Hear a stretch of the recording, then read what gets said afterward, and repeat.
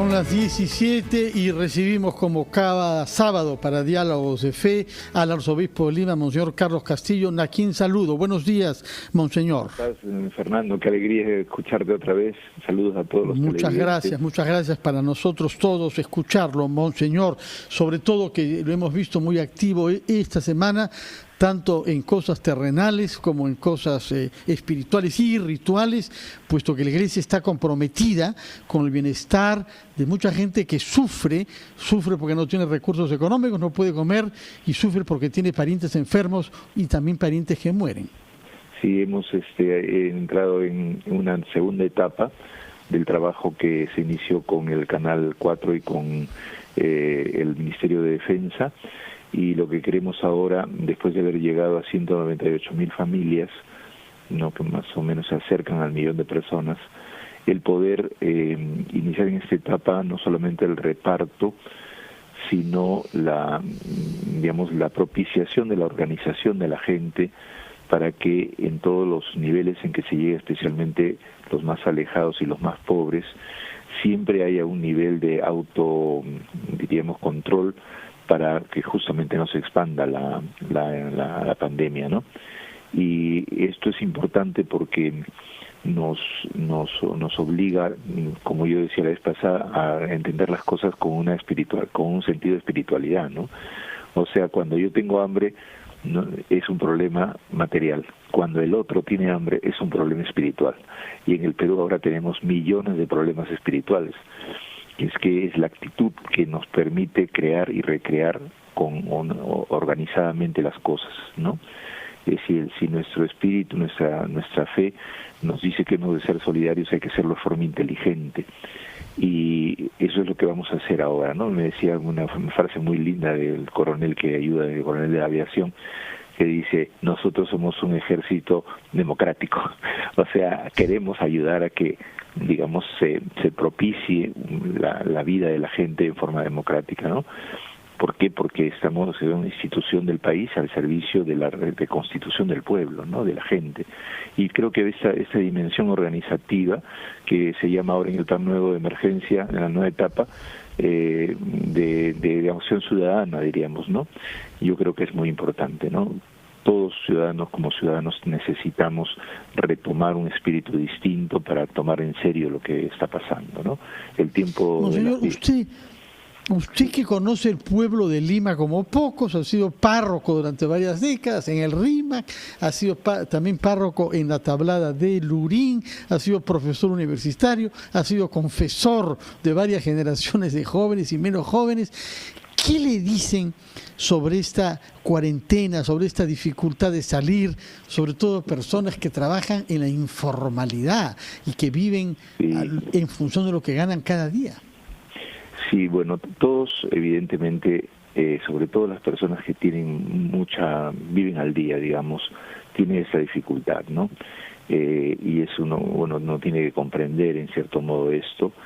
Lo importante es siempre, así sea lo más adverso que uno pueda vivir, siempre, justamente, por lo menos la fe cristiana incentiva eso, a que se busquen salidas inteligentes para poder disminuir los peligros, ¿no? Que es, yo creo que lo que pasa ahora, ¿no? Que hay necesidad de salir, pero claro, yo necesito salir y me voy y regreso contagiado, ¿no? Y entonces hay formas, ¿no? Y siempre hay posibilidades. Si nosotros agotamos la forma, si yo no puedo hacer ninguna forma nueva, simplemente no importa que me contagie y después resulta una cosa grave, es una forma, digamos, poco inteligente. Si se hace en conjunto y a través de... Y es cierto que en los sectores populares pues no tienen internet, no tienen refrigeradora, pero por ejemplo el celular se ha difundido muchísimo y se puede hacer acuerdos y conversar cosas por WhatsApp, ponerse de acuerdo sobre cómo un barrio puede protegerse, ¿no? Lo hacen los campesinos en las zonas lejanas con las rondas campesinas. ¿Cómo lo vamos a hacer en la urbe cuando tenemos medios, si quieren, precarios, pero más a la mano en la urbe, ¿no?, que se pueden utilizar? En ese sentido, estamos viviendo dos cosas que son centrales, ¿no? La despreocupación que hubo en el país absolutamente durante todos estos años, ¿no?, por la salud, ¿no? y por lo tanto, digamos, un poco el deterioro de los medios que no se pueden resolver en una emergencia, está tratando de paliar, digamos. Y lo segundo es la cuestión educativa, que la hemos abandonado a unas cuestiones de tipo técnico y en el plano humano no hemos favorecido la socialidad, ¿no? Y yo creo que eso tenemos que ayudar, y es un desafío para la Iglesia también, el tener que incentivar. Ahora, ustedes sacerdotes celebran misa todos los días y al hacerlo conmemoran el participar en la carne y en la sangre de Cristo. Así es.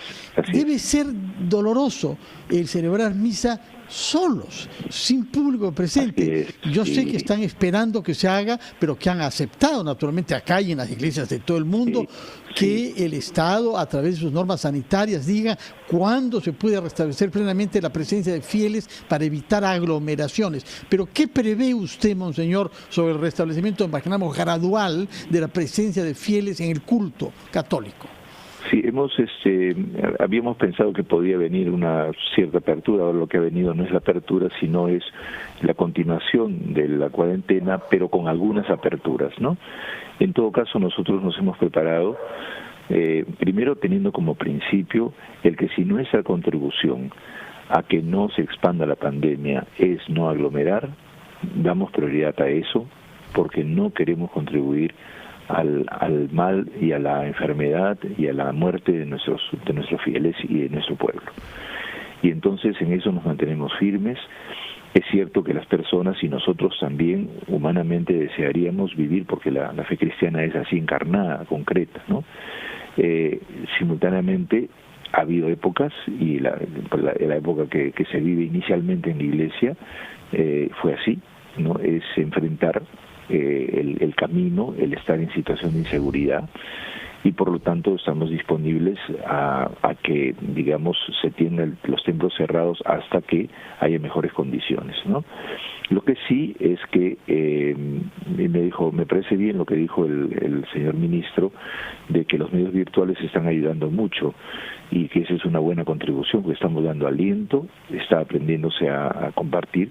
Falta una cosa esencial, que es justamente coparticipar como comunidad y hacer viva la comunión, porque cuando uno comulga es que entre en comunión con los demás, ¿no es cierto? Es un signo que dejó Jesús.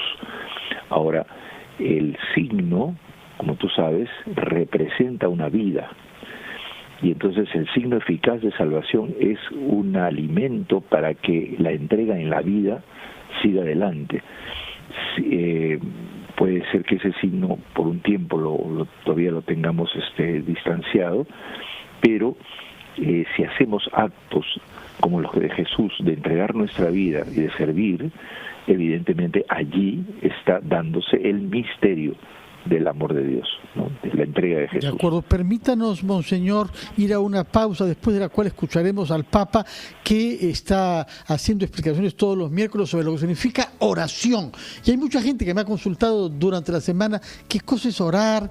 Quizás estas circunstancias de encerramiento y de ansiedad han vuelto a mucha gente sensible frente a esta práctica universal y antigua, orar, rezar, que muchos no comprenden. Escucharemos al Papa y nos hará usted sus explicaciones después de la pausa.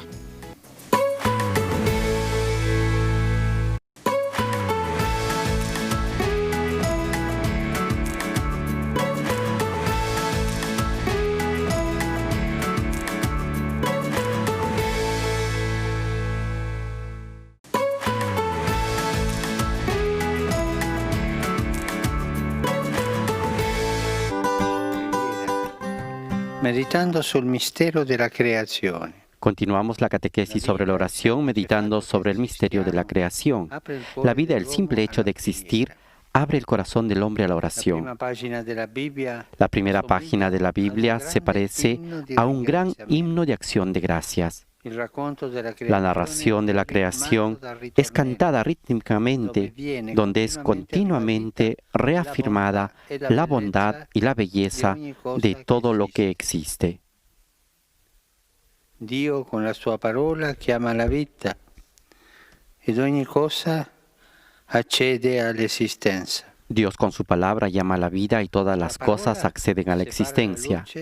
Con la palabra separa la luz de la oscuridad, alterna el día y la noche, varía las estaciones, abre una paleta de colores con la variedad de plantas y animales.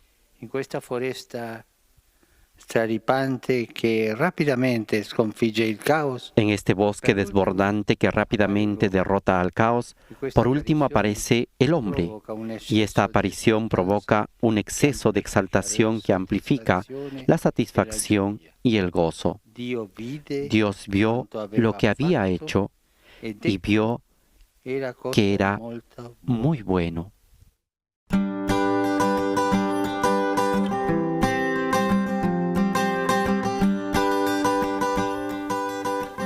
Monseñor Castillo, hemos escuchado todos al Papa y este pasaje extraordinario del Génesis en que Dios ve su creación y ve que es buena, le gusta lo que ha hecho, ¿no? Es muy emocionante y forma parte de esta enseñanza el Papa sobre orar.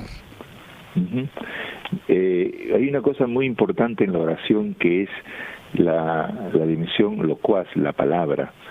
Inclusive él habla de una poesía y un canto del Papa, ¿no? Es muy importante porque yo creo que nosotros disminuimos como católicos muchas veces el valor de la palabra, del comentario, de la escucha de la palabra y de la acción que suscita la eficacia de la palabra y la bondad de la palabra. Todo viene porque viene de la palabra de Dios. Y entonces, por ejemplo, en este tiempo en el que no podemos celebrar en vivo, digamos, o celebrar, digamos, la celebramos en vivo, pero lejana, la Eucaristía, la palabra es fundamental. En las casas puede la gente hacer liturgias de la palabra. Yo les pido a los padres de familia que lo hagan, porque a través de la palabra nosotros establecemos una comunicación que hace posible el amor. Y el amor se expande como bondad a través de las relaciones, ¿no? Y entonces, por ejemplo, ahora Jesús en el texto de este domingo, que es sobre la ascensión, o sea, el Señor deja a sus discípulos, pero no los abandona, les manda al Espíritu Santo, les dice que crean, que les da justamente la infusión del Espíritu para que hablen, para que anuncien el Evangelio. Les dice en los Hechos de los Apóstoles, ¿qué hacen ahí mirando al cielo, no? Un poco petrificados, ¿no? Estancados. Si Jesús va a venir y Él les va a dar el Espíritu, vayan a esperarlo y vayan por el mundo. Y de hecho el Evangelio también habla de eso, vayan por todo el mundo, ¿no? A anunciar el Evangelio. Esto me parece, la dinamicidad, profundidad, poesía de la palabra. Muchas veces lo hemos dicho, ¿no? Nosotros somos poesía, somos un poema de Dios, que Dios ha recitado, y por eso está su belleza y su bondad. Y eso, aprender a decir la palabra adecuada, es lo propio de la Iglesia. Por eso venimos de una tradición profética, que es la que marcó definitivamente y que hizo un sacerdocio al servicio de la profecía y no un sacerdocio que somete la profecía, ¿no? Es fundamental eso, ¿no? Ahora mañana, el día de la Ascensión, es el día de la despedida, ¿no?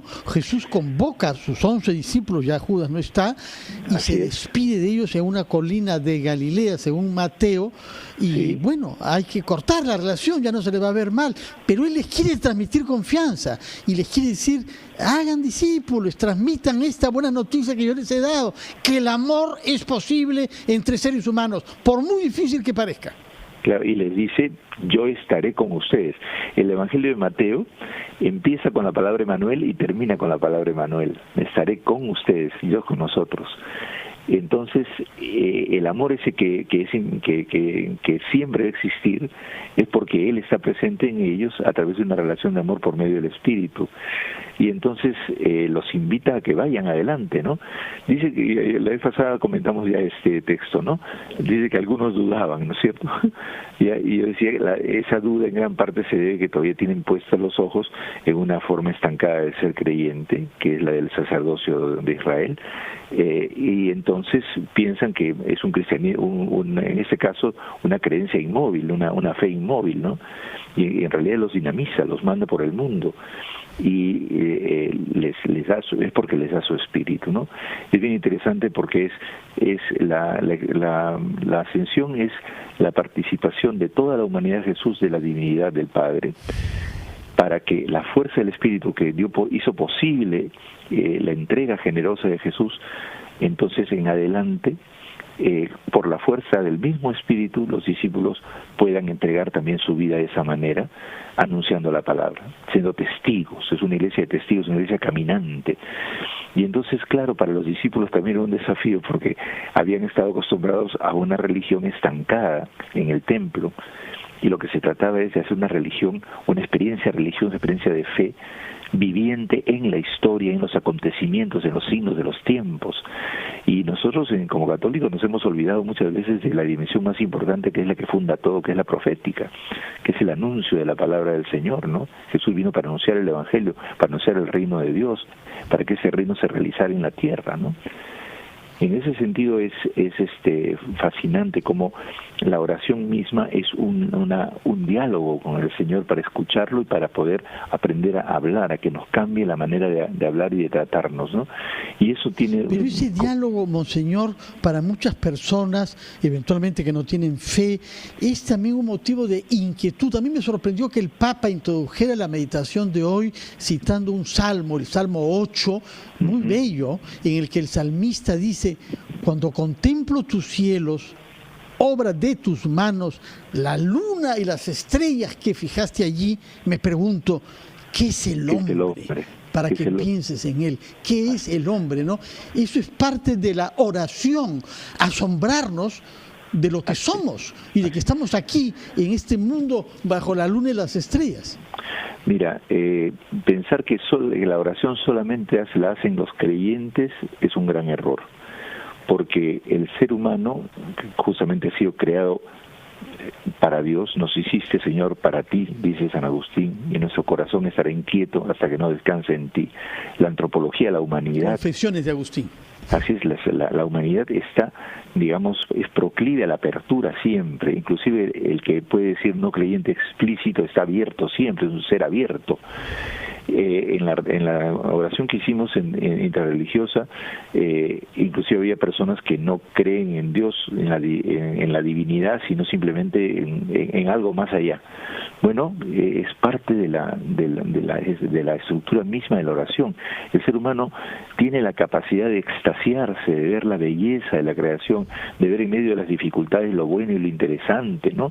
Lo estamos viendo, nuestras ambigüedades, nuestra humanidad terrible que tiene cantidad de egoísmos y de virus, digamos, además del coronavirus, y tenemos también las maravillas que podemos hacer si somos abiertos, ¿no?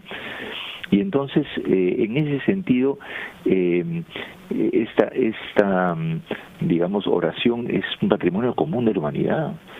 Y los poetas, ¿no? Yo muchas veces cito a Vallejo, porque además era un poeta, era un creyente también, a pesar de todas sus ideas, pero es muy importante porque, digamos, allí se expresa la sensibilidad que Dios mismo nos ha dado.